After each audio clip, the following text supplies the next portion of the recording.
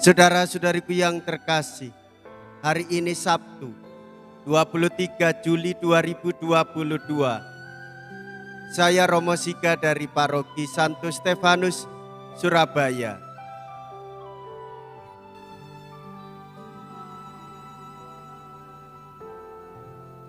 Dalam nama Bapa dan Putra dan Roh Kudus, amin. Biarkanlah keduanya tumbuh bersama sampai waktu menuai tiba. Mea culpa, mea culpa, mea maxima culpa. Marilah kita berdoa. Allah Bapa yang Maha Pengasih, Engkau tinggal dalam diri kami bila kami melakukan amal baik. Kami mohon, ajarilah kami menghayati sabda-Mu dan resapilah kami dengan kebijaksanaan Putra-Mu, jalan kehidupan kami.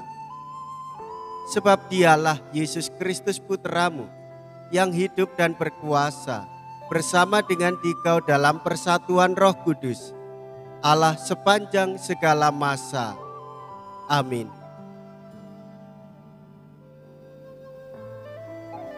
Tuhan bersamamu dan bersama rohmu. Inilah Injil suci menurut Matius. Dimuliakanlah Tuhan. Matius bab 13 ayat 24 sampai dengan ayat 30.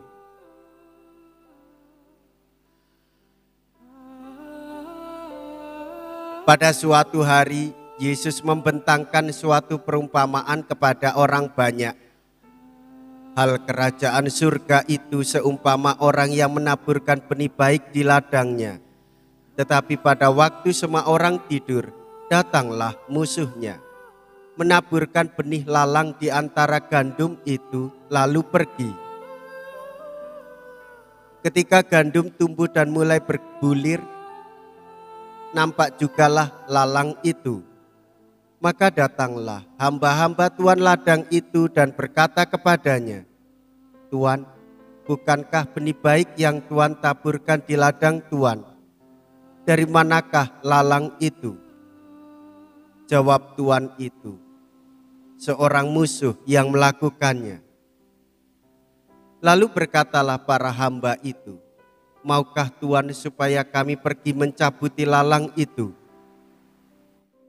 Tetapi ia menjawab, jangan, sebab mungkin gandum itu ikut tercabut pada waktu kalian mencabut lalangnya. Biarkanlah keduanya tumbuh bersama sampai waktu menuai tiba. Pada waktu itu aku akan berkata kepada para penuai, kumpulkanlah dahulu lalang itu dan ikatlah berberkas-berkas untuk dibakar. Kemudian kumpulkanlah gandumnya ke dalam lumbungku. Demikianlah sabda Tuhan. Terpujilah Kristus.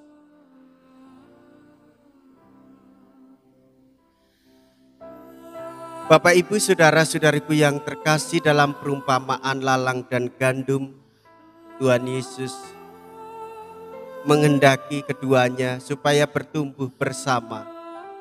Lalu pada akhirnya ketika waktunya tiba, akan dibedakan mana yang gandum dan mana yang lalang. Dipisahkannya, lalu lalang dikumpulkan dan dibakar. Saudara-saudari, Tuhan itu sungguh sabar. Seharusnya kita sebagai muridnya juga menjalani kehidupan ini dengan sabar. Dibiarkannya ilalang tumbuh bersama dengan gandum. Pada saat panen gandum akan tersisa. Pesannya ialah agar kita jangan tergesa-gesa menilai orang, tetapi lebih dulu mawas kelemahan dan melihat dosa kita sendiri. Pertobatan benar-benar dimulai dari hati dan akan meluap dalam perbuatan nyata dalam keadilan, cinta kasih, dan perdamaian. Saudara-saudari, seringkali kita ingin langsung bertindak bila melihat suatu kejahatan. Tetapi Tuhan tidaklah demikian. Ia sabar menanti, pada waktunya tiba akan dipisahkan. Ilalang yang tumbuh bersama, gandum dibiarkannya begitu. Sebab jika ilalang kejahatan itu dicabut, mungkin gandumnya ikut tercabut. Saudara-saudari, kita mari merenungkan kesabaran Tuhan dan selalu memberikan kelonggaran. Ada waktu untuk merenungkan dan merefleksikan bagian mana kita hidup baik, bagian mana kita harus memperhatikan kesalahan dan dosa-dosa kita. Sudah waktunya Bapak, Ibu, Saudara-saudari, kita merenungkannya dengan kesabaran. Dan jika kita melihat kesalahan dan dosa kita sendiri, hendaklah kita datang kepada Tuhan mohon pengampunan. Jika kita mampu sabar, maka menghadapi persoalan selalu sabar menanti. Dan kita selalu berbuat baik kepada banyak orang, memberikan bantuan dan pertolongan. Jika perubahan tidak terjadi, kita pun sabar menanti.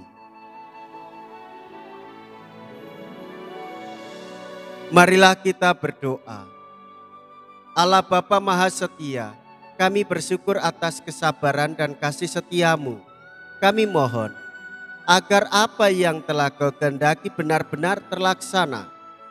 Apabila kami mengimani serta mematuhi Putramu terkasih, Kristus, Tuhan dan pengantara kami. Amin. Tuhan beserta kita, sekarang dan selama-lamanya. Semoga Allah yang Maha Kuasa memberkati saudara sekalian, Bapa dan Putra dan Roh Kudus. Amin.